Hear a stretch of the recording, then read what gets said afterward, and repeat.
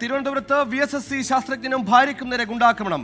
ബീഹാർ പട്ന സ്വദേശി വികാസ് കുമാർ യാദവിനെയും ഭാര്യയുമാണ് കമ്രാൻ സമീർ എന്ന ഗുണ്ട ആക്രമിച്ചത്. സംഭവത്തിൽ കമ്രാൻ സമീറിനെ കഠിനംകുളം പോലീസ് കസ്റ്റഡിയിലെടുത്തു. അജീഷ് ശിവകുമാർ തിരുവനന്തപുരത്ത് ചെന്നു.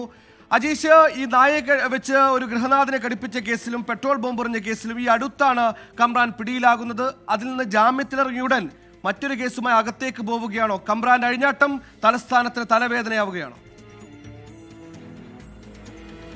സുഹൈലെ, കമ്രാന്റെ ശല്യം കഠിനംകുളത്ത് തുടരുകയാണ്. ഒരാഴ്ച മുമ്പായിരുന്നു ഈ കഠിനംകുളത്തെ അയൽവാസിയുടെ വീട്ടിൽ പട്ടിയെ വിട്ട് കടിപ്പിച്ചത്, ഗൃഹനാഥനെ കടിപ്പിച്ചത്. ആ വീട് തന്നെ പെട്രോൾ ബോംബ് എറിഞ്ഞ് കത്തിക്കുകയും ചെയ്തു. അങ്ങനെ ഒരു ശല്യം ഒരാഴ്ച ഉണ്ടാക്കിയതിന് ശേഷം ജയിലിനകത്തായിരുന്നു. അതിനുശേഷം റിമാൻഡിലായ ഈ പ്രതി കോടതിയിൽ പോയാണ് ജാമ്യത്തിലിറങ്ങിയത്. ഈ ജാമ്യത്തിലിറങ്ങിയ 2-ാം ദിവസമാണ് വീണ്ടും ഇങ്ങനെ ഒരു പരാക്രമം നടത്തിയിരിക്കുന്നത്. ഇന്നലെ രാത്രി 11 മണിക്കായിരുന്നു ഈ സംഭവം.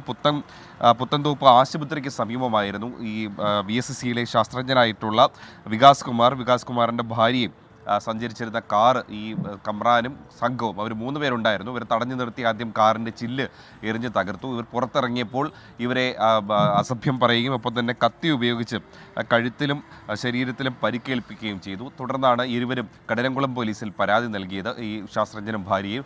തുടർന്നാണ് ഇന്ന് രാവിലെ ഇയാൾ കഠിനംകുളത്ത് നിന്ന് ബസ്സിൽ കയറി രക്ഷപ്പെടാൻ ശ്രമിക്കുന്നവരുടെ പോലീസ് അറസ്റ്റ് ചെയ്തത്. എന്തായാലും പ്രതിയുടെ അറസ്റ്റ് പോലീസ് രേഖപ്പെടുത്തിയിട്ടുണ്ട്. ഇയാളെ ഇന്ന് തന്നെ കോടതിയിൽ ഹാജരാക്കി റിമാൻഡ് ചെയ്യും.